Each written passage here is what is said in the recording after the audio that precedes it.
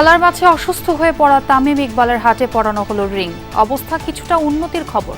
ঢাকায় আনতে প্রস্তুত হেলিকপ্টার। রাতভর সেনাবাহিনী নিয়ে আওয়ামী পন্থীদের গুজবের সমালোচনা রিজভী ও সার্জিসের। সরকারকে প্রতিরোধ সেল করার আহ্বান। অভ্যন্তরীণ যে রাজনীতি, এই রাজনীতিতে তাদের যে আমরা কখনোই তাদের কোনো হস্তক্ষেপ প্রত্যাশা করব না। তিনি চীন সফরে যাবেন বা যেখানেই যান, তো এগুলোর পিছনে খুব পরিকল্পিতভাবে কনসার্টেড ওয়েতে আপনার এই গুজব ছড়ানো হচ্ছে। আর্থিক অঞ্চলে যদি উন্নয়ন না হয়, এখানে যদি যোগাযোগ ব্যবস্থা না থাকে, এখানে যদি সাধারণ মানুষ এখানে আটকিয়ে থাকে কিছু লোকের জন্য, সেটাকে উন্নয়ন বলা যায় না। প্রথমবারের মতো চট্টগ্রাম সন্দ্বীপ রুটে ফেরি চালু, খুলল নতুন সম্ভাবনার দুয়ার। আগাম টিকিটে ট্রেন যাত্রায় নেই চাপ। ব্যাংকের 4 কোটি টাকা প্রতারণার মামলায় ক্রিকেটার সাকিবের সম্পদ ক্রোকের নির্দেশ। হত্যা মামলায় নতুন করে গ্রেফতার সাবেক মন্ত্রী কামরুল কামাল মজুমদার।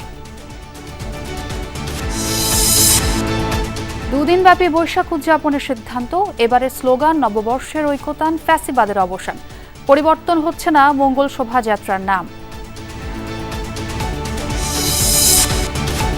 তৃতীয় দিনেও নিয়ন্ত্রণে আসেনি সুন্দরবনের আগুন, জ্বলছে গুলিশাখালী ফরেস্ট। নির্বাপনে কাজ করছে ফায়ার সার্ভিস ও বন বিভাগ। আজকে যেখানে আগুন লাগছে এখানে আপনার সুন্দরী গাছ অনেক থাকায় আগুনটা বেশি ছেয়ে গেছে। বড় বড় সুন্দরী গাছ মাটির সাথে পড়ে যাচ্ছে।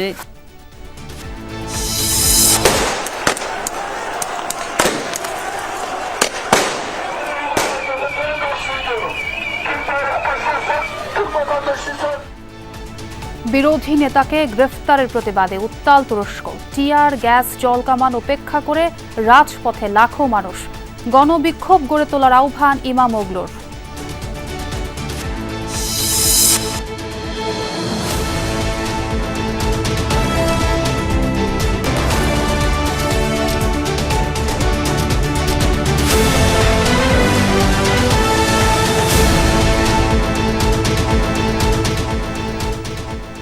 আমন্ত্রণ দুপুরে বাংলাদেশে, আপনাদের সঙ্গে আছি আমি ছোঁয়া খন্দকার।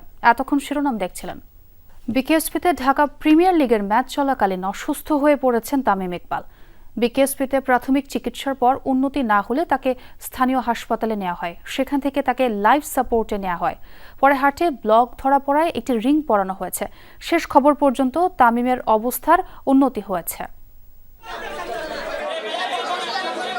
বিকেএসপিতে ঢাকা প্রিমিয়ার লিগের ম্যাচের সময় হার্ট অ্যাটাক করে সাভারের একটা হাসপাতালে লাইফ সাপোর্টে আছেন তামিম ইকবাল। ঢাকায় আনার জন্য হেলিকপ্টারও পৌঁছে গেছে বিকেএসপিতে। ভ্রমণ ঝক্কি সামলানোর সামর্থ্য অর্জন করলেই সাবেক এই অধিনায়ককে হেলিকপ্টারে ঢাকায় আনা হবে। তামিমের অসুস্থতায় বাতিল করা হয়েছে পূর্ব নির্ধারিত বাংলাদেশ ক্রিকেট বোর্ডের সভা। ক্রিকেট বোর্ডের বিভিন্ন সূত্র এবং মোহামেডান স্পোর্টিং ক্লাব ম্যানেজমেন্ট মারফত জানা গেছে তামিমের অবস্থা একদমই ভালো না। বিসিবি থেকে তামিমের পরিবার সবাই দোয়া প্রার্থী। পাশাপাশি বিকেএসপিতে উড়ে গেছেন তামিমের স্ত্রী এবং ভাই নাফিস ইকবাল। শোনা যাচ্ছে তামিমের হার্টে ব্লকও ধরা পড়েছে। সোমবার বিকেএসপির 3 নম্বর মাঠে শাইনপুকুর ক্রিকেট ক্লাবের বিপক্ষে ডিপিএল এর 8ম রাউন্ডের ম্যাচ খেলছিল মোহামেডান। টসের পরপরই বুকের ব্যথায় অসুস্থ হয়ে পড়েন অধিনায়ক তামিম। চিকিৎসার জন্য একটা হেলিকপ্টারও বিকেএসপিতে আসে, কিন্তু হেলিকপ্টারে নেয়ার মতো শারীরিক অবস্থায় তামিম ছিলেন না। বিকেএসপির মেডিকেল সেন্টারে তামিমকে প্রাথমিক চিকিৎসা দেওয়ার চেষ্টা করা হয়। এরপর অসুস্থতার তীব্রতা দেখে দ্রুতই বিকেএসপির নিকটস্থ এক হাসপাতালে চিকিৎসার জন্য তামিমকে নেওয়া হয়েছে। সে সময় তার সাথে মোহামেডানের কর্মকর্তারাও ছিলেন। অবস্থা একটু ভালো হলে উন্নত চিকিৎসার জন্য আনা হবে ঢাকায়। আফনান পিয়াল, যমুনা স্পোর্টস, ঢাকা। তামিমের অবস্থার খবর জানবো। আমার সহকর্মী মাহফুজুর রহমান নিপু আছেন হাসপাতালে। নিপু, শুনতে পাচ্ছেন নিশ্চয়ই। তামিমের শারীরিক অবস্থার এখন কি অবস্থা দেখছেন এবং চিকিৎসকদের সাথে কথা হয়েছে কি আপনার? ছোঁয়া কিছুক্ষণ আগে হাসপাতাল কর্তৃপক্ষ বিসিবির কয়েকজন কর্মকর্তার উপস্থিতিতে গণমাধ্যম কর্মীদের সঙ্গে কথা বলেন। সেখানে তারা দেশবাসীর কাছে দোয়া চেয়েছেন। প্রশ্ন করা হয়েছিল যে আসলে কেমন আছেন তামিম ইকবাল। তারা বললেন যে চিকিৎসা চলছে এবং খুবই অনেকটা আগের চেয়ে অনেকটাই সুস্থ রয়েছে, তবে এখনো কিছু বলা যাচ্ছে না, এমনটি কিন্তু বলছেন চিকিৎসকরা। তারা বলছেন যে তার চিকিৎসা করার জন্য যে ধরনের পদক্ষেপ নেওয়া দরকার সঠিকভাবে পদক্ষেপ নেওয়া হচ্ছে।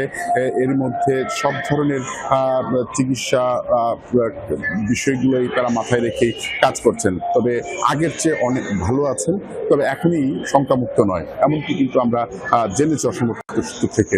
সে এখনো নিবিড় পর্যবেক্ষণ কেন্দ্রে রয়েছেন, চিকিৎসাধীন অবস্থায় রয়েছেন। তবে হাসপাতাল কর্তৃপক্ষ বা চিকিৎসকরা গণমাধ্যমের সঙ্গে কথা বলে ঠিক এতটুকুই জানিয়েছেন, আসলে এখানে কিন্তু কোনো কোয়েশ্চেন নেওয়া সুযোগ হয়নি। তারা বলেছেন যে কিছুক্ষণ পর অর্থাৎ তার অবস্থার পরিবর্তন হলে তারা আনুষ্ঠানিকভাবে গণমাধ্যমকে জানাবেন, এমনটাই জানাচ্ছেন। পরিশেষের একটি কথাই হচ্ছে তামিম ইকবালের চিকিৎসা চলছে। তামিম ইকবাল আগের চেয়ে কিছুটা ভালো রয়েছে এবং ভালো বোধ করছেন, এবং তার যেটি বলা হচ্ছেন যে সে হচ্ছে তার ব্লক ধরা পড়েছে এবং রিং পরিয়েছেন, এমনটি কিন্তু আমাদেরকে জানিয়েছেন হাসপাতাল কর্তৃপক্ষের পক্ষ থেকে। তো পরবর্তীতে আরো আপডেট হলে গণমাধ্যমকে তারা আনুষ্ঠানিকভাবে জানাবে। অবশ্যই নিপু, আপনি থাকুন সেখানে। আমরা এই মুহূর্তে স্টুডিওতে যেতে চাই, আমাদের সহকর্মী স্পোর্টস এডিটর তাহমিদ অমিত আছেন সেখানে। অমিত, আপনি তো শুনছিলেন, আমরা হাসপাতালে যুক্ত হয়েছিলাম সহকর্মী নিপুর সাথে, তিনি বলছিলেন তামিমের বর্তমান অবস্থা। আপনি তো সকাল থেকেই পর্যবেক্ষণ করেছেন এবং দায়িত্বশীলদের সাথে কথাও বলেছেন। আপনার কাছ থেকে জানতে চাই, আপনার কাছে কি মনে হয় এত খারাপ অবস্থা কিভাবে হলো? প্রথমত এখন কিছুটা একটু হাঁপছাড়া যাচ্ছে যে কিছুটা হলেও অবস্থার পরিবর্তন হয়েছে। এই জন্য বলছি, যখন দিনের শুরুতে আমি যোগাযোগ করবার চেষ্টা করছিলাম, যে ব্যক্তিগুলো কথা বলছিলেন সবাই কাঁদছিলেন এবং আসলে কাদার মতো অবস্থা ছিল। তামিমের সেই মুহূর্তে কোনো সেন্স ছিল না, ইভেন একটা সময় পালস পাওয়া যাচ্ছিল না বলে মনে হচ্ছিল তাদের। কি সেটা কখন হয়েছে? প্রথমত আমরা জানি যে টস হওয়ার পর তামিম একবার খারাপ অনুভব করেছেন, তিনি ফেরত গেছেন। তারপর তিনি বিকে স্পিড মেডিকেল ডক্টরের সঙ্গে কথা বলেছেন। তারপর তিনি যখন ফেরত আসেন, তারপর আবার খারাপ হয়, তখন থেকে কিন্তু হসপিটালে নেওয়া হয়েছিল। নেওয়ার পর সেখানকার যে অবস্থা, তারা একটা এয়ার অ্যাম্বুলেন্স তখন এর মধ্যে খবর দেওয়া হয়, সেটা বিকেএসপিতে আসে। চিন্তা করেন তিনি হসপিটালে তখন আছেন, তারপর তামিম তখন এখানে কথা বলতে পারছিলেন, তখন সিদ্ধান্ত হয় যে তাকে ঢাকাতে নেওয়া হবে। সেই অবস্থায় যে হসপিটালটিতে তাকে ভর্তি করা হয়, ওখানকার ডাক্তার এক প্রকার ভেটো দিয়েছিলেন যে এই অবস্থায় রুগীকে ট্রাভেল করানো যাবে না। তারপরও তাকে নিয়ে আসার চেষ্টা করা হয়েছিল। যখন চেষ্টাটা করা হয় অ্যাম্বুলেন্সে করে তাকে হেলিকপ্টারে ওঠানো হবে, সেই সময় Tamim Iqbal massive heart attack করেন এবং কিছুটা মুখের মধ্যে ফেনা চলে আসছিল। ডাক্তাররা ভয়ঙ্কর ভীত হয়ে যান, হার্ট বিট পাচ্ছিলেন না বলে মনে করছিলেন। তাকে অনেকক্ষণ পাম্প করা হয়, 10 থেকে 12 ঘন্টা। সে অবস্থায় একদম আশা ছেড়ে দেওয়ার মতো অবস্থা ছিল।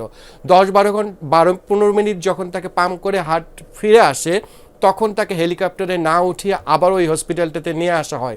এবং এই পথির মধ্যে যে সময়টাতে গেছে আসলে, তখন আসলে কোনো আশাই দেখতে পাচ্ছিলেন না ডক্টররা এবং যারা আশপাশে ছিলেন তারা। ইতিমধ্যে তাদের পরিবার, তামিম ইকবালের স্ত্রী, তার ভাইরা এখানে সবাই পৌঁছে গিয়েছিলেন তার আগে হেলিকপ্টারে। এবং যেটা হয়েছে যে পরে ডক্টররা যে চেষ্টাটি করেছেন এখানে, ততক্ষণ পর্যন্ত ঢাকা থেকে কিন্তু কোনো ডক্টর যেতে পারেননি।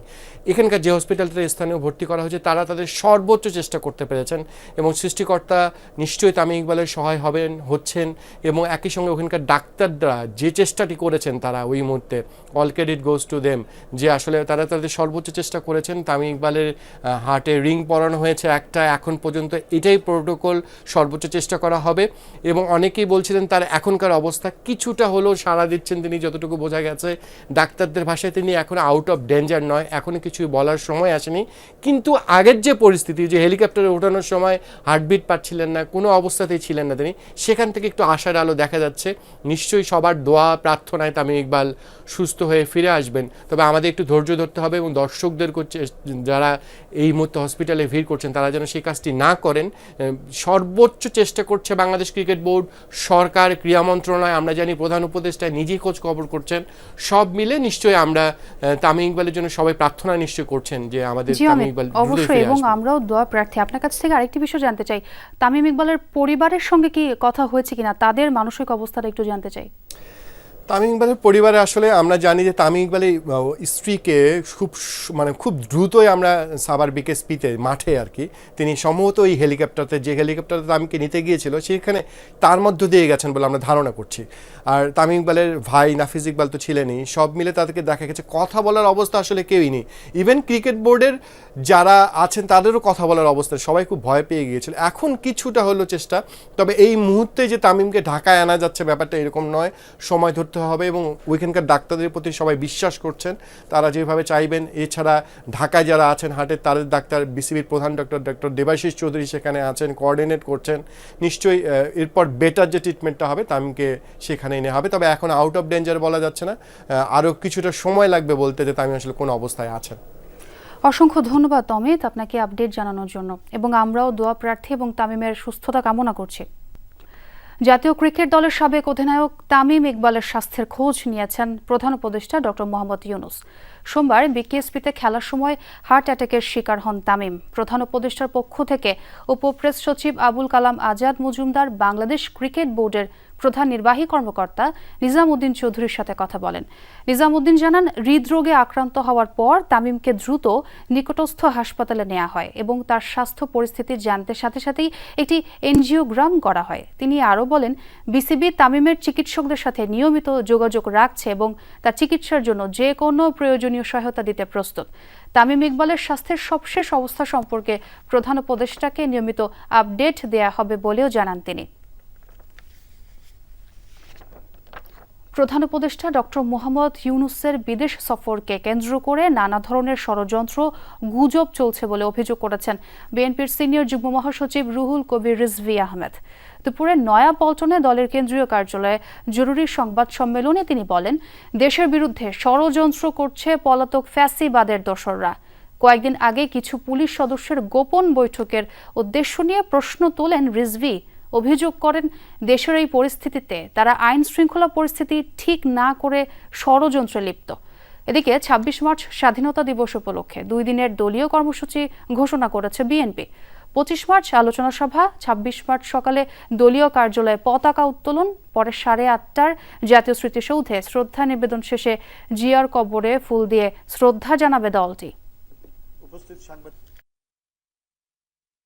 প্রধান উপদেষ্টাকে এইটা নিয়ে নানা ধরনের গুজব তৈরি করছে, যেগুলো সম্পূর্ণ চক্রান্তমূলক। উনি যে কোনো দেশেই সফরে যেতে পারেন, একটি স্বাধীন রাষ্ট্রের প্রধান উপদেষ্টা, সেটাকে নিয়ে এমন ধূম্রজাল তৈরি করা হচ্ছে। তিনি চীন সফরে যাবেন বা যেখানেই যান, তো এগুলোর পিছনে খুব পরিকল্পিতভাবে কনসার্টেড ওয়েতে আপনার এই গুজব ছড়ানো হচ্ছে। সেনাপ্রধানের সাথে বৈঠক নিয়ে নিজেদের মধ্যে কোনো মতানৈক্য নেই বলে জানিয়েছেন জাতীয় নাগরিক পার্টির উত্তরাঞ্চলের মুখ্য সংগঠক সার্জিস আলম।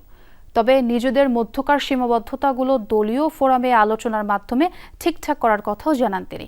সকালে সৈয়দপুর বিমানবন্দরে সাংবাদিকদের প্রশ্নের উত্তরে এসব কথা বলেন তিনি। সার্জিস আরও বলেন, দেশের অভ্যন্তরীণ রাজনীতিতে সেনাবাহিনীর হস্তক্ষেপ নয়, বরং সেনাবাহিনী দেশের প্রতি তাদের দায়িত্ব পালন করবে।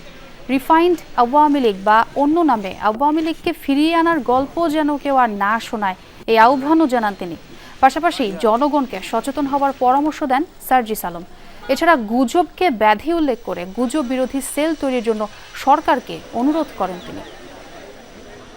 আমরা আমাদের জায়গা থেকে এটাকে মতানৈক্য মনে করি না। আর হাসনাতের যে লেখাটা ছিল এটার সাথে কিন্তু আমার কিছু পারসেপশনে রিসিভ করার ক্ষেত্রে দ্বিমত ছিল, তার পুরো বক্তব্যের সাথে বক্তব্য লাইনগুলোর সাথে কিন্তু কোথাও দ্বিমত ছিল না। ওই জায়গায় আমরা সবাই ঐক্যমত যে এখানে শুধু বাংলাদেশ সেনাবাহিনী না, এই বাংলাদেশে আর কেউ যেন আওয়ামী লীগের যে কোনো ভার্সনের গল্প না শোনায়।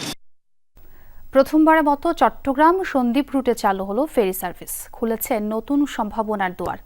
উচ্ছ্বসিত মূল ভূখণ্ড থেকে বিচ্ছিন্ন দ্বীপের বাসিন্দারা।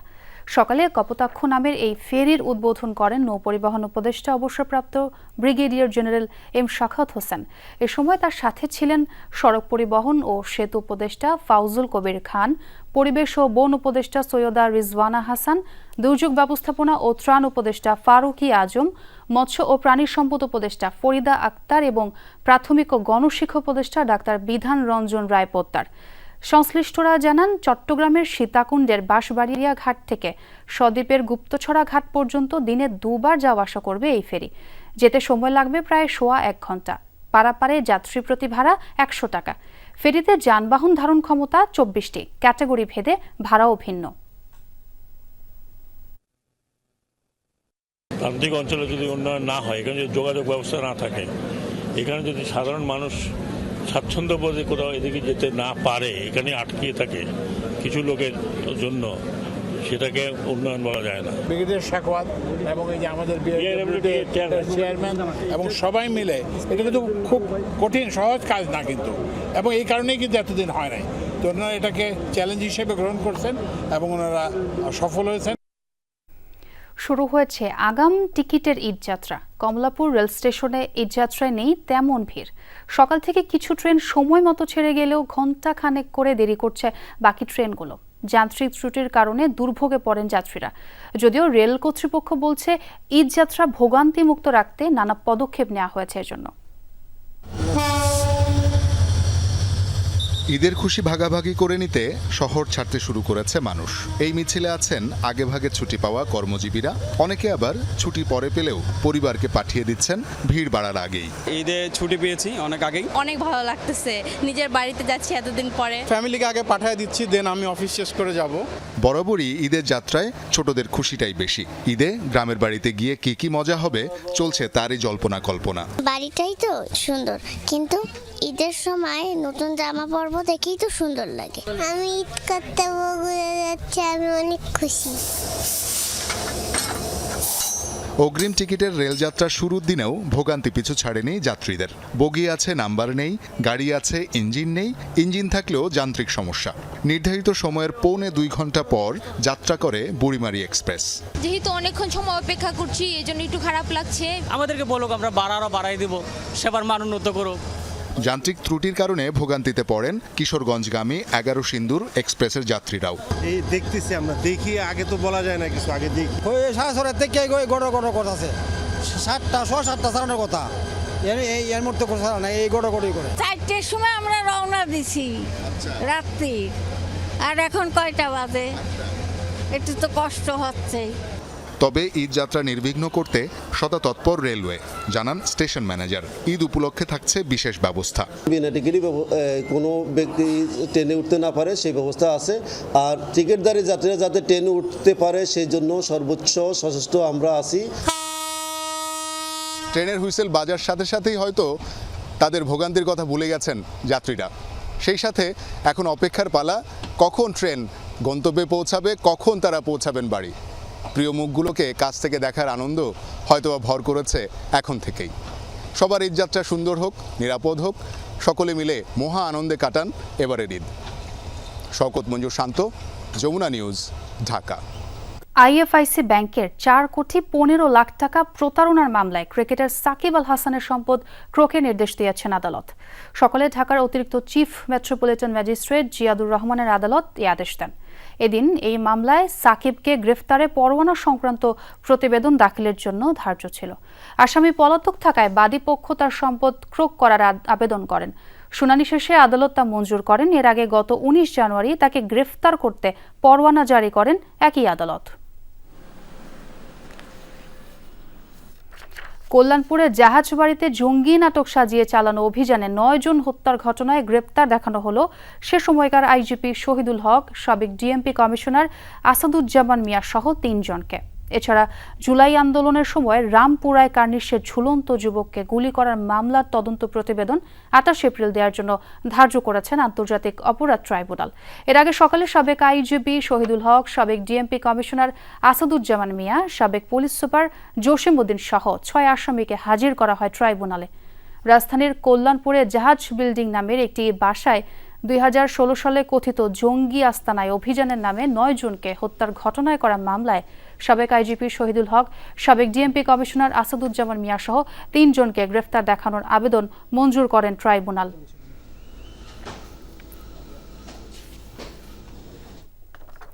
যাত্রাবাড়ী থানায় ওবায়দুল হত্যা মামলার সাবেক প্রতিমন্ত্রী জুনায়েদ আহমেদ পলককে 4 দিনের রিমান্ড দিয়েছেন আদালত।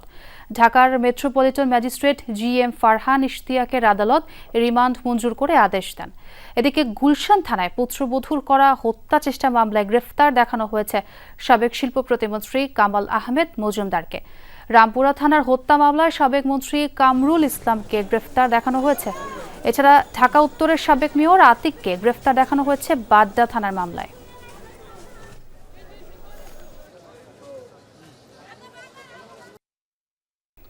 নাম পরিবর্তন হচ্ছে না মঙ্গল শোভাযাত্রার, একই সাথে 2 দিন ব্যাপী উদযাপিত হবে এবারের পহেলা বৈশাখ। সকালে আসন্ন পহেলা বৈশাখের আয়োজন নিয়ে ঢাকা বিশ্ববিদ্যালয়ের সিনেট হলে বৈঠক হয়। বৈঠকে পহেলা বৈশাখ উদযাপন ও মঙ্গল শোভাযাত্রার আয়োজন নিয়ে আলোচনা করেন অংশীজনরা। বৈঠক শেষে এক ব্রিফিংয়ে সাংবাদিকদের সংস্কৃতি উপদেষ্টা মোস্তফা সরওয়ার ফারুকী জানান, এবারের বর্ষবরণের স্লোগান নববর্ষের ঐকতান, ফ্যাসিবাদের অবসান। 2 দিন ব্যাপী নববর্ষের উৎসবে পহেলা বৈশাখের সাথে থাকছে চৈত্র সংক্রান্তির আয়োজনও। তবে মঙ্গল শোভাযাত্রার নাম পরিবর্তন নিয়ে বৈঠকে কোনো আলোচনা হয়নি বলে জানিয়েছেন উপদেষ্টা। এবার উদযাপনটা 2 দিন ব্যাপী হবে। চৈত্র সংক্রান্তির আয়োজন থাকবে, পয়লা বৈশাখের আয়োজন থাকবে জাতীয়ভাবে। তার মধ্যে এই শোভাযাত্রাও একটা আয়োজন। যে বিভিন্ন জাতিগোষ্ঠী, তাদের সাংস্কৃতিক টিম এবং প্রাইভেট ইউনিভার্সিটিগুলো তারাও যুক্ত হচ্ছে এটার সঙ্গে। ফলে এটা is going to be bigger, better and more colorful. ভোরে রাজধানীর রামপুরার পলাশবাগে আগুনে পুড়েছে তুলার গোডাউন, ফার্নিচারের দোকান আর সিএনজির গ্যারেজ। ভোর 5:30 নাগাদ আগুন লাগার খবর পায় ফায়ার সার্ভিস। মিনিট 10 মধ্যেই ঘটনাস্থলে পৌঁছায় প্রথম ইউনিট। এরপর একে একে ফায়ার সার্ভিসের আরও 5টি ইউনিট আগুন নেভানোর কাজে যোগ দেয়। প্রায় 1 ঘন্টার চেষ্টায় নিয়ন্ত্রণে আসে আগুন। পরে ফায়ার সার্ভিসের সহকারী পরিচালক কাজী নজমুজ্জামান বলেন, পর্যাপ্ত পানির উৎস না থাকায় আগুন নিয়ন্ত্রণে কিছুটা সময় লাগে। তিনি আরও জানান, প্রাথমিক তদন্তে দেখা গেছে তুলার গোডাউন একটি ফার্নিচারের শোরুম পুড়েছে। দাহ্য পদার্থ থাকায় পার্শ্ববর্তী সিএনজি স্টেশনেও ছড়ায় আগুন। এ সময় কয়েকটি সিএনজি সিলিন্ডার বিস্ফোরিত হয়ে এলাকায় আতঙ্ক ছড়ায়। আগুন লাগার কারণ এবং ক্ষয়ক্ষতির পরিমাণ তদন্তের পর জানা যাবে বলে জানিয়েছে ফায়ার সার্ভিস। তুলার কারখানা বা যাই ছিল ওইটার থেকেই শুরু হয়েছে, ওইটার থেকে প্রথমে এই বিল্ডিং ধরছে, তারপর আস্তে আস্তে পিছনে যা আছে সবকিছু ধরছে। আগুন লাগানোর পরে বাড়ি ধারা ফায়ার সার্ভিসে ফোন দেওয়া হয়েছে। জাস্ট একটা গাড়ি আসছে, একটা গাড়ি এসে কতক্ষণ 10 মিনিট পানি দেওয়ার পরে শেষ। ঘটনাস্থলে এসে দেখি দাউ দাউ করে আগুন জ্বলতেছে, সাথে সাথে চারিদিক দিয়ে আমরা অ্যাটাক করি, যার কারণে আগুনটা অন্য কোনো দিকে ছড়াতে পারে নাই। আমরা কোনো আহত বা নিহত পাই নাই। এখানে সিএনজি ক্ষতিগ্রস্ত হয়েছে, ফার্নিচার দোকান ক্ষতিগ্রস্ত হয়েছে, এখানে 4 দোকান ছিল ক্ষতিগ্রস্ত হয়েছে এবং একটা তুলার দোকান ছিল ক্ষতিগ্রস্ত হয়েছে। শরীয়তপুরে পারিবারিক কলহের জেরে বাবাকে কুপিয়ে হত্যার অভিযোগ উঠেছে ছেলের বিরুদ্ধে। বাবার রক্তাক্ত দেহ ফেলে পালিয়ে যাওয়ার সময় হৃদযন্ত্রের ক্রিয়া বন্ধ হয়ে মারা যায় ছেলেও। পুলিশ জানায়, রোববার রাতে নড়িয়ার চেরাগালি ব্যাপারী কান্দি এলাকায় এই ঘটনা ঘটে। আরও জানায়, প্রথম স্ত্রী মারা যাওয়ার পর দ্বিতীয় বিয়ে করেন মকবুল হোসেন মোল্লা। এ নিয়ে প্রথম পক্ষের ছেলে রুবেল মোল্লার সাথে বিরোধ চলছিল তার। গতকাল কথা কাটাকাটির এক পর্যায়ে ক্ষিপ্ত হয়ে বাবাকে কুপিয়ে হত্যা করে রুবেল। পরে পালানোর সময় হঠাৎ অসুস্থ হয়ে বাড়ির পাশের ফসলি মাঠে পড়ে মারা যান তিনি। পুলিশের ধারণা, হৃদযন্ত্রের ক্রিয়া বন্ধ হয়ে মৃত্যু হয়েছে রুবেলের। ছেলে বাবাকে কুপিয়ে পালিয়ে যাওয়ার সময় মাঠের মধ্যে পড়ে যায়, ওখানে সে মৃত্যুবরণ করে। আমরা ধারণা করছি হয়তো স্ট্রোক করে মারা যেতে পারে, তবু আমরা সুরতাল করেছি, লাশ পোস্টমর্টমের জন্য পাঠাবো। পরবর্তীতে রিপোর্টের ভিত্তিতে এবং তদন্ত সাপেক্ষে আইনগত ব্যবস্থা নিব। তৃতীয় দিনেও নিয়ন্ত্রণে আসেনি সুন্দরবনের বনাঞ্চলে লাগা আগুন। দাউ দাউ করে জ্বলছে গুলিশাখালী ক্যাম্প সংলগ্ন ফরেস্ট। ফায়ার সার্ভিস জানায়, রাতভর আগুন নেভানোর চেষ্টা করলেও দুর্গম এলাকা হওয়ায় সেখানে পৌঁছাতে পারেননি তারা। অবশ্য আগুন ছড়ানো ঠেকাতে ফায়ার লাইন কেটে এলাকা ঘিরে রাখে স্থানীয় টাইগার ভিলেজ টিম ও বনকর্মীরা। পরে ঘটনাস্থলে পৌঁছে আগুন নেভানোর কাজ শুরু করে ফায়ার সার্ভিসের 6টি ইউনিট ও বন বিভাগের কর্মীরা। এর আগে প্রায় 30 ঘন্টা চেষ্টার পর রোববার দুপুরে চাঁদপাই রেঞ্জের আগুন নিয়ন্ত্রণে আনা গেলেও নতুন করে আগুন দেখা দেয় গুলিশাখালীতে। বন বিভাগ বলছে, এখন পর্যন্ত 5 একর বনাঞ্চল পুড়ে গেছে। কারণ অনুসন্ধানে 3 সদস্যের কমিটি করা হয়েছে। কালকে যে আগুনটা লাগছিল ওই জায়গায় মূলত বেশি একটা সুন্দরী গাছ ছিল না, তো আজকে যেখানে আগুন লাগছে এই জায়গায় সুন্দরী গাছ অনেকটা বেশি। সব বড় গাছ, এই তার কারণে আগুন নিভতে অনেক হবে, অনেক সময় লাগবে। 140 কোটির বেশি মানুষের দেশ চীন কিভাবে দারিদ্র্য দূরীকরণে বিশ্বের রোল মডেল, তার জ্বলন্ত উদাহরণ ইউনান প্রদেশের নুজিয়াং স্বায়ত্তশাসিত অঞ্চল। মাত্র 10 বছরের দারিদ্র্য পীড়িত অঞ্চলটি পরিণত হয়েছে স্বাবলম্বী শহরে। নুজিয়ানকে সামনে রেখে বাংলাদেশও পা রাখতে পারে উন্নয়নের সিঁড়িতে। এজন্য প্রয়োজন যোগাযোগ ব্যবস্থার উন্নয়ন, সুনির্দিষ্ট পরিকল্পনা আর কঠোর পরিশ্রম। চীন থেকে ফিরে আরও জানাচ্ছেন আহমেদ রেজা। চারদিক পাহাড়ে আচ্ছাদিত, ছবির মতো সুন্দর মনে হবে যেদিকে তাকাবেন। এ যেন স্বপ্নের সঙ্গে মিলিয়ে দেয়া এক স্বর্গরাজ্য। বলছি দারিদ্র্য জয় করা চীনের ইউনান প্রদেশের স্বায়ত্তশাসিত জনপদ নুজিয়াংয়ের কথা। 1 দশক আগেও উঁচু পাহাড় এবং প্রশস্ত উপত্যকা ঘেরা নুজিয়াং ছিল দেশটির দরিদ্রপীড়িত এলাকাগুলোর একটি। চাষযোগ্য জমির 76% ছিল পাহাড়ের ঢালে। 2018 সালেও স্বায়ত্তশাসিত অঞ্চলটির 1,64,000 মানুষ দারিদ্র্য সীমার নিচে বাস করত। মাত্র 10 বছরের কঠোর পরিশ্রম ও বহুমাত্রিক প্রচেষ্টায় বদলে গেছে দারিদ্র্যের কষাঘাত। মাইলের পর মাইল পাহাড় কেটে টানেল তৈরি সহ চাষাবাদেও এসেছে বৈপ্লবিক পরিবর্তন। দারিদ্র্য বিমোচনে মূলত 2টি কৌশল বাস্তবায়ন করা হয় নুজিয়াংয়ে, যেখানে প্রাধান্য পায় যোগাযোগে পিছিয়ে থাকা জনগোষ্ঠীকে উন্নত পরিবহন ব্যবস্থা আছে এমন জায়গায় স্থানান্তর এবং কর্মসংস্থান তৈরি। শুরুতে পাহাড়ি জীবনে অভ্যস্ত মানুষদের স্থানান্তর ছিল বড় চ্যালেঞ্জ, তবে শিক্ষা ও নাগরিক সুবিধা নিশ্চিত হওয়ায় তারা এখন সমাজে প্রতিষ্ঠিত। জীবনযাত্রার মান উন্নয়নে নিজেকে যোগ্য করে তুলতে ছবি এঁকে অঙ্কের হিসাব রপ্ত করছেন বয়স্করা। গাড়ি চালানো সহ নানামুখী কার্যক্রমে যুক্ত হয়ে নিজেদের দক্ষতা বাড়াচ্ছেন নারীরা। এখানকার জনগণের আয়ের উৎস বাড়াতে কাজ করতে চাই, একই সাথে প্রতিটি জনগণ যেন সঠিক শিক্ষা পায় সেটিও নিশ্চিত করতে চাই। এই অঞ্চলের সকলের সক্ষমতা বাড়ানো, দৃষ্টিনন্দন এলাকার সৌন্দর্যের প্রচারণা ও 3 নম্বর কাজ হলো আরও কর্মসংস্থান তৈরি করা। এই কাজগুলো করতে পারলে এই সম্প্রদায়ের উন্নতি সম্ভব।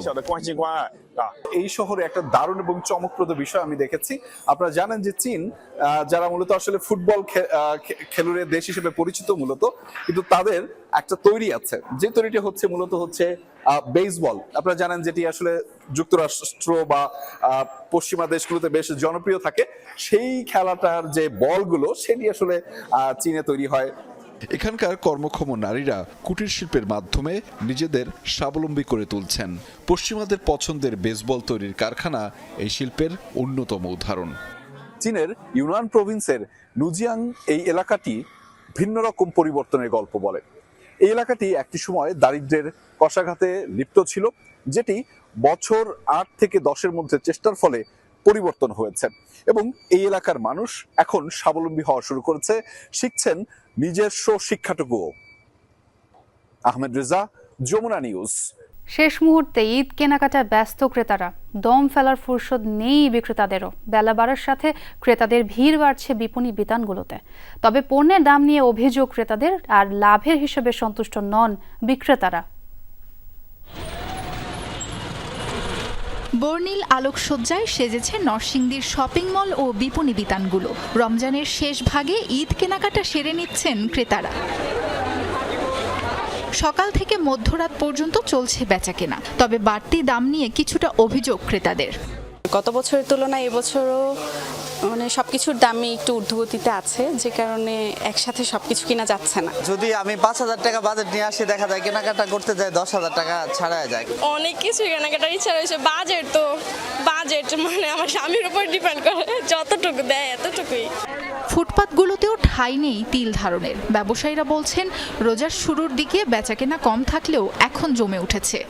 আজকে 2 দিন ভালো কাস্টমারই দেখা যাচ্ছে, কিন্তু গত 10 রমজানের আগে থাকতে বাজারে কোনো কাস্টমারই নেই। ভ্যাট, ইনকাম ট্যাক্স সবকিছুই আগের চেয়ে বেশি বেড়েছে, কিন্তু আমাদের কোম্পানি থেকে কোনো ধরনের প্রাইসিং আপ হয় নাই। এদিকে হাক ডাকে সরগরম সিরাজগঞ্জের নিউ মার্কেট হাট। জেলায় তৈরি তাঁতের বাহারি শাড়ি, লুঙ্গি, গামছা সহ বিভিন্ন সামগ্রী নিয়ে বসেছেন বিক্রেতারা। পাইকারদের হাত ঘুরে সেগুলো পৌঁছে যাচ্ছে অন্যান্য জেলাতেও। গেল হাটে আজকে থানে 10-20 টাকা কাবারের রেট বেশি, সে অঞ্চলে নিয়ে এনাদপুর হাটে আমি আবার বিক্রি করি। তাঁতিরা সপ্তাহ যাইতেছে, মনে করেন যে 40-50 টাকা থানে বাইরে বাড়াই দিয়েছে। আমরা হাট কমিটি থেকে যত পুরাপুরি সার্বিক নিরাপত্তা ব্যবস্থা আমরা বজায় রাখি আর কি। যে কোনো মুহূর্তে যে কোনো সমস্যা হলে সেটা আমরাই সেটা সলভ করি। বেলা বাড়ার সাথে হাটেও ভিড় বাড়ে, তবে তাঁতিরা বলছেন রং ও সুতার অনিয়ন্ত্রিত বাজার ব্যবস্থাপনার কারণে খুব বেশি লাভ হচ্ছে না। এবারও বছর লসের বাকি ছিলাম, কিন্তু এই রোজার মাসে আসি একটু বাজার ভালো। রং যেন সবসময় একই রেটে থাকে, সরকারি নিয়ন্ত্রণ তো নাই। কলকাতা হলে এখানে নিয়ন্ত্রণের দরকার, ট্যাক্স বাড়ানো যাবে না, আর এখানে তাঁতিদেরকেও প্রণোদনা দিলে একটু উপরে। প্রতি সোম ও বৃহস্পতিবার এই হাটে 3 থেকে 3.5 কোটি টাকা বেচা বিক্রি হয়। সাবরিনা লিজা, যমুনা নিউজ। কোনোভাবে দমন করা যাচ্ছে না তুরস্কের বিক্ষোভকারীদের। বিরোধী নেতা এক্রেম ইমামোগলুকে আনুষ্ঠানিক গ্রেফতারের পর আরও তীব্র রূপ নিয়েছে আন্দোলন। পুলিশি বাধা, ধরপাকড়, টিয়ার গ্যাস, জল কামান কোনো কিছুর তোয়াক্কা না করে টানা 5ম রাতের মতো রাজপথে নেমেছে লাখো মানুষ। কারাগারে যাওয়ার আগে দেয়া এক্স বার্তায় জনগণের প্রতি গণবিক্ষোভ গড়ে তোলার আহ্বান জানান ইমামোগলু। জানান হার মানবেন না তিনি। ইস্তাম্বুলের মিউনিসিপ্যালিটির বাইরে হাজার হাজার মানুষের প্রতিবাদ সমাবেশ। স্লোগানে স্লোগানে ইমামোগলুর মুক্তির দাবি আর প্রেসিডেন্ট এরদোগানের প্রতি দুয়োধ্বনি।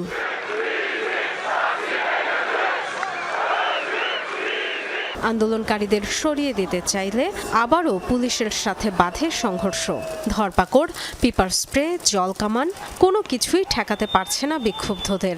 এক পর্যায়ে ছত্রভঙ্গ হলেও 1 ঘন্টার মধ্যে আবার জড়ো হয় আন্দোলনকারীরা। পুলিশকে লক্ষ্য করে ইটপাটকেল, পটকা ছোড়ে অনেকে। দেশ জুড়ে রাস্তায় সভা সমাবেশ নিষিদ্ধের নির্দেশ উপেক্ষা করে আঙ্কারা ও ইজমিরেও টানা 5ম রাতের মতো রাজপথে নামে হাজার হাজার মানুষ। কিছু জায়গায় শান্তিপূর্ণ কর্মসূচি হলেও সহিংসতা হয় বেশিরভাগ স্থানে। সিএইচপি প্রধানের পাশে থাকায় সমর্থকদের প্রতি কৃতজ্ঞতা জানান দলীয় নেতারা। তুরস্ক যেখানে ইমামোগলুকে প্রেসিডেন্ট হিসেবে নির্বাচিত করতে চায়, সেখানে তাকে কারাগারে পাঠিয়ে লাখ লাখ জনতাকে অপমান করা হচ্ছে। আপনারা যদি এখানে না থাকতেন, টিয়ার গ্যাসের ভয় না পেয়ে রাজপথে না নামতেন, এরদোগান মনোনীত কেউ ইস্তাম্বুলে মেয়র অফিস দখল করে ফেলতেন।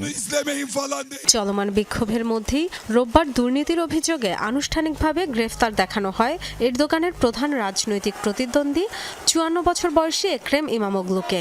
কারাগারে যাওয়ার আগে এক্স হ্যান্ডেলে দেয়া পোস্টে দাবি করেন সম্পূর্ণ বেআইনিভাবে আটক করা হয়েছে তাকে। স্পষ্ট জানান মাথা নত করবেন না তিনি। গণবিক্ষোভের আহ্বান জানান জনগণের প্রতি। ডরথি দাস্ট্রিন, যমুনা নিউজ। ধর্মীয় আর ঐতিহাসিক গুরুত্ব তো রয়েছেই, অনন্য নির্মাণ শৈলীর জন্য সুপরিচিত পবিত্র আল আকসা ইসলামী ঐতিহ্যের এক অনন্য নিদর্শন হিসেবে ঠাঁই দাঁড়িয়ে প্রাচীন স্থাপনা। কালের বিবর্তনে একাধিকবার সংস্কারের মধ্য দিয়ে গেলেও এখনও পর্যটকদের আকর্ষণের কেন্দ্রবিন্দু মসজিদুল আল আকসা। মাত্র 125 বর্গ কিলোমিটার আয়তনের পবিত্র নগরী জেরুজালেমে অবস্থিত এই মুসলিম স্থাপনাটিকে দেখা হয়ে থাকে ফিলিস্তিনি সংস্কৃতি ও জাতীয়তার প্রতীক হিসেবেও। আল আকসা, যার অর্থ সবচেয়ে দূর। মক্কা ও মদিনার পর এই আল আকসা মসজিদকেই সর্বোচ্চ মর্যাদার ধর্মীয় স্থান হিসেবে দেখে মুসলিমরা। পবিত্র নগরী জেরুজালেমের পাহাড়ে অবস্থিত মসজিদটি মুসলিমদের কাছে হারাম আল শরীফ নামেও পরিচিত। কথিত আছে আল আকসা প্রাঙ্গণে প্রথম মসজিদ নির্মাণ করেন ইসলামের দ্বিতীয় খলিফা হযরত ওমর। পরে 705 খ্রিস্টাব্দে স্থানটিতে বড় পরিসরে মসজিদ নির্মাণ করা হয়। তবে প্রাকৃতিক দুর্যোগে 2 দফা ক্ষতিগ্রস্ত হয় স্থাপনাটি। যেতে হয় বেশ কয়েকটি সংস্কার ও পুনর্নির্মাণ কাজের মধ্য দিয়ে। মসজিদুল আকসা আসলে কোনো একক মসজিদ নয়। ছোট বড় অন্তত 3টি মসজিদ মিলে 14 হেক্টর জায়গার উপর প্রতিষ্ঠিত বাইতুল মুকাদ্দাস। দক্ষিণে কিবলি, দক্ষিণ পূর্বে মারওয়ানি ও দক্ষিণ পশ্চিমাংশে নির্মিত বুরাক মসজিদের সমন্বয়ে আল আকসা প্রাঙ্গণ। এদের মধ্যে সবচেয়ে আলোচিত আল কিবলি মসজিদ, যেটিকে মসজিদুল আকসায় নির্মিত মুসলমানদের সর্বপ্রাচীন ভবন বলে বিবেচনা করা হয়ে থাকে। মসজিদগুলোর ঠিক মাঝেই অবস্থিত ডোম অফ দি রক। গম্বুজাকৃতি সোনালী এই স্থাপনাকে ডাকা হয় কুব্বাতুস সাখরা নামেও। স্বর্ণের প্রলেপ থাকায় যেটি জ্বলজ্বল করে থাকে। মূলত গম্বুজের নিচে থাকা এক পাথরকে কেন্দ্র করে নির্মিত অষ্টভুজাকৃতির এই স্থাপনা, যেখানে মিলবে ইসলামী এবং বাইজেন্টাইন স্থাপত্য শৈলীর ছাপ। পবিত্র কোরআনের একাধিক স্থানে উল্লেখ রয়েছে মসজিদুল আকসার নাম। বরকতময় ও পবিত্র ভূমি হিসেবে অভিহিত করা হয়েছে স্থানটিকে। সেখান থেকে ইসলামের দীক্ষা নিয়েছেন বহু নবী রাসূল। ইসলামী সংস্কৃতি ও সভ্যতার আদিকেন্দ্র হিসেবেও খ্যাত আল আকসা। প্রতি বছরই আল আকসা প্রাঙ্গণে জড়ো হন বহু মুসলিম ধর্মানুসারী। হামাসের সাথে যুদ্ধকে কেন্দ্র করে এখন অনেকটাই সীমিত করা হয়েছে দর্শনার্থীদের প্রবেশাধিকার। অনিক রহমান, যমুনা নিউজ। এ ছিল দুপুরে বাংলাদেশে। এতক্ষণ সাথে থাকার জন্য ধন্যবাদ সবাইকে।